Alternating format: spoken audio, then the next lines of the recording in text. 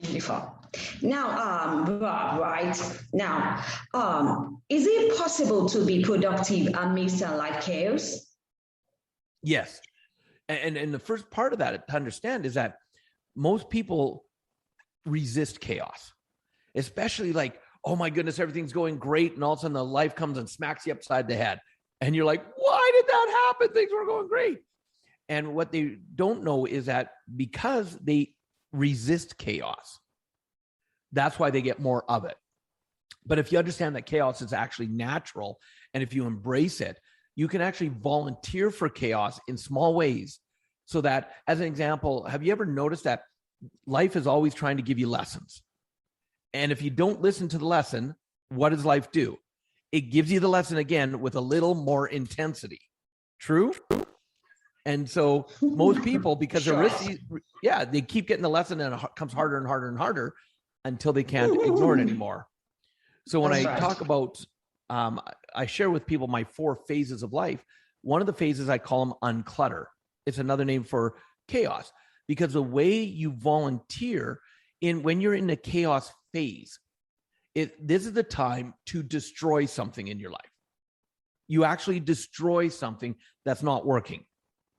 As an example, sometimes a business or personal relationship, it's time to let it go. It hasn't been working. So this is the time to let that go. Maybe it's time you've got a car that just is breaking down, and you've wanted to get another one. Until you let go of the old car, you can't get the new car. So you've got to be willing to let go of something good to get something great. Let go of something great to get something amazing. And the reason I call it unclutter is because this is how you can volunteer. Uncluttering is because it's destroying something. Every couple of weeks, I'll come into my office and I'll clean up my office and I'll throw away the things I don't need anymore, or I'll donate them, or whatever it is. I unclutter. Or as simple as going to your refrigerator. Have you ever walked to your refrigerator, open it up, and you're like, ooh, maybe there's something I need to take out of there. It's smelling a little old. Unclutter your refrigerator. Because now what you're doing is you're showing that I'm willing to cooperate with chaos in my life so it doesn't hit you so hard. And then, because chaos is actually in our life, as human beings, we're meant to evolve. That's one of our main objectives in life, is to evolve. And most people want to stay in their comfort zone. And chaos comes along to say, nope, come on, you're better than this. Get going, evolve to the next level. And so that's why it's important to embrace the chaos. And a friend of mine, I love what he says. He says, especially when it comes to chaos, instead of being willing to live life, courageously allow life to live you. Because, ladies and gentlemen, you don't have control of life. If you think you do, that's the biggest cosmic joke out there. You do not have control. Life is going to happen. You do have control on how you react to what's happening in your life. That you do have control on. But if you think you have control of things, wrong, not happening. So learn to embrace it. Learn to courageously allow life to live you, and watch what's possible in your life. Thank you, Robert Riopel, for your incredible insight once again on today's show. So moving on, those acquiring knowledge and experience doesn't really matter when it comes to being unsuccessful in life. Now, let's talk about being financially successful, because I know that success can be relative. It can. And look, everybody goes through ups and downs in their life. And I love that you talk with your audience about the down times in people's lives. It's not just about, hey, why are you great? What's all your successes? It's about what's been your hardships. Because I, like you, agree that's where some of our greatest lessons come from. And with some knowledge and experience and continual learning, anybody can create financial security and freedom in their life. I totally believe that. Sure. Now, do you want to talk about struggles in life, right? Any personal experience to buttress the point? Yeah. So today, yes, I've been blessed to travel around the world. I've personally taught over 500,000 people how to create success in their life. But that's who I am today. You know, I haven't always been at this level. When I've always been an entrepreneur, and at a young age, I started working, and I was taught when you work, even if you hate the job, if it's giving you security and a paycheck that supports your family, you do it. And so that's what I did. And by the time I'm 21, I'm now laid off from the third company I've been working for. And I'm like, I'm working hard. I'm staying loyal. What's going on? And where I live in Canada at the time, 1989, we're in an economic downturn. And I can't find what people might consider a real job. So because I've been taught you do what you need to do to take care of your family, I started delivering pizzas for a company called Domino's Pizza. And I was able to go from being a driver because of my work ethic. I became a manager. My wife became my assistant, and we start working hard, open to close, 7 days a week. I know how to work hard. And a year and a half in, we were now qualified to be franchisees. And my franchisee came and said, I'm getting out of Domino's Pizza. I'm selling my 2 stores. And I went into fear mode because I'm like, oh my goodness, here we go again. I'm about to be laid off. And so my answer was, we need to talk to other franchisees, find out which other stores we can manage. My wife looks at me and she goes, why would we do that? Why don't we just buy the store we are in? And I looked at her, I'm like, because we don't have any money. That's why we're not going to buy the store. And I was taught to be an in-the-box thinker. My wife, she's a what box? She's like creative that way. And because of her passion, we started learning, how do you buy a business if you don't have money? And we made a lot of mistakes. And something I want your audience to understand, Omobola, is that mistakes are okay. In fact, there's no such thing to me as a mistake or a failure as long as you learn from it, because that's where some of our greatest lessons come from, is our what did not work. And so I don't call them failure, I call it feedback, because it gives you great feedback, what didn't work. And every time we made a mistake or had failure, we'd learn from it. And took about 4 months where we now had the confidence and we knew what to say and what not to say. And all of a sudden, we weren't able to get the financing for our store. We actually got 100% financing for both the stores he had for sale. Now, we became franchisees and it was like, oh, we're now successful. And no, we weren't. See, we knew how to run a store, but we didn't know how to run a business. And there's a world of differences there as well. For the first 2 years, our whole philosophy was, if there's money in the bank, we must be doing okay. No. Like, we thought we would do our own accounting because we couldn't afford an accountant. So we, again, were stumbling through making mistakes. And when out of necessity, we had to get an accountant.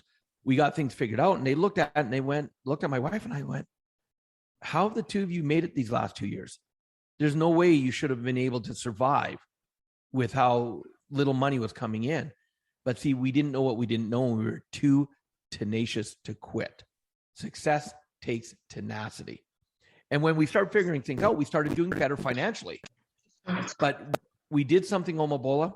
I'm about to shock you. I hope you're okay with this, because we did something that you probably have never met anybody who's ever done this before. Are you ready? Sure. Bring it on. We started spending more money than we were earning. Right? And I know no one's ever done that before. No one's ever spent more money than they earned. And by the time we were franchisees for 8 years, we are now actually over $150,000 in personal debt and going down quickly.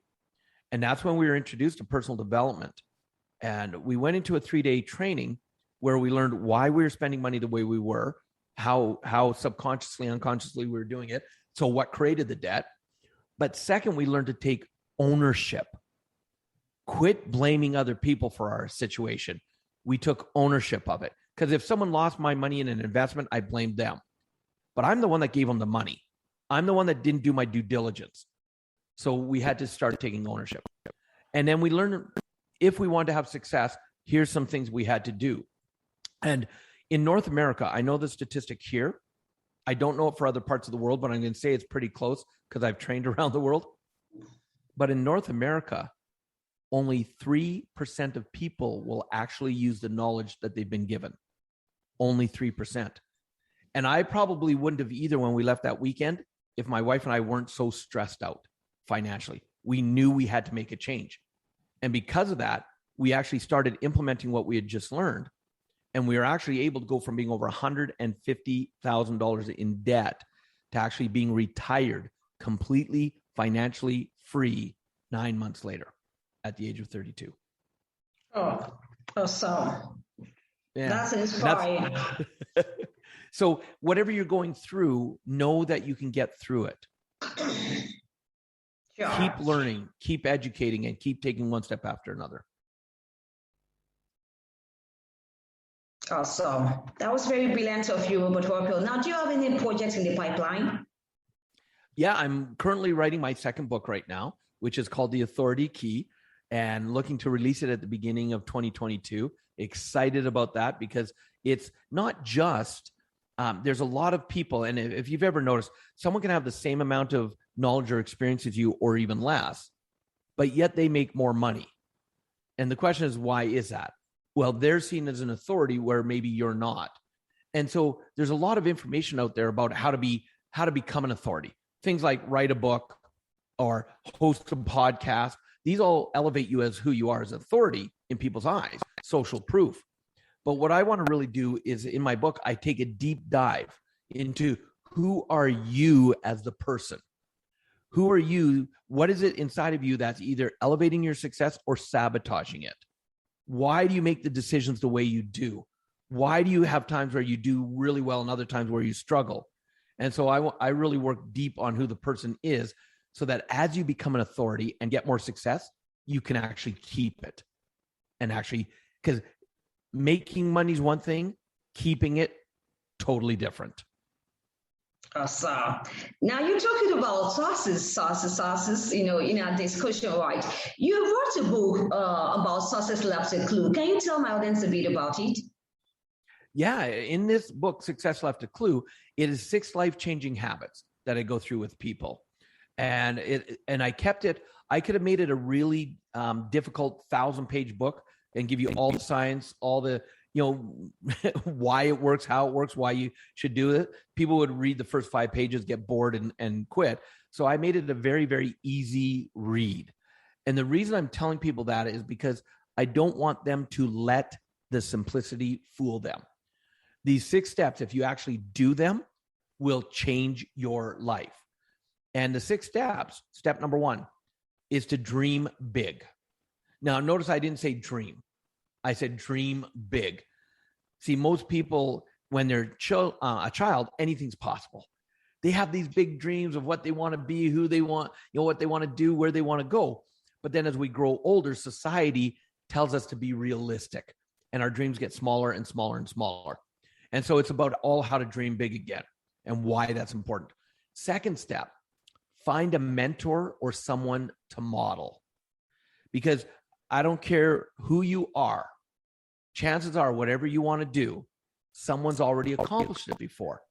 So find out how they did it, because the shortest distance to success is to model what someone else has done. But when you're finding a mentor or someone to model, I put another twist on that one. Something that's just as important is ask yourself the question, who can I be a mentor to? Who can I be a model to? And people might say to me, but I don't have success. I haven't done what you've done. I can't mentor people. Yes, you can. Again, some of your greatest struggles in life may be some of the greatest gifts you can give back to other people. And so even if it's mentoring one person, just ask yourself that question. Step 3, you can have the greatest dreams, you can have the greatest mentors. But step 3, if you don't do this, you're not going anywhere. Take action. In all my travels around the world, the biggest difference between success and non-success, successful people take action. One of my favorite quotes, 1 step in the right direction is worth 1,000 years of thinking about it. So take that step, take that action. 4, what's interesting about this one is, again, you can have the greatest mentor or greatest dreams, greatest mentors. You can even take action and have some success. But most people miss step number 4, and that's why they either don't keep it, sabotage their success, or don't think they have success. And it's to celebrate your successes.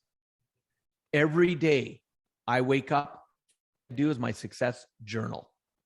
I look at the successes from the day before, and over the years it's morphed. It's now a success or gratitude journal. Not only have I done successfully, but who am I grateful for? What am I grateful for in my life? And that starts my day off on the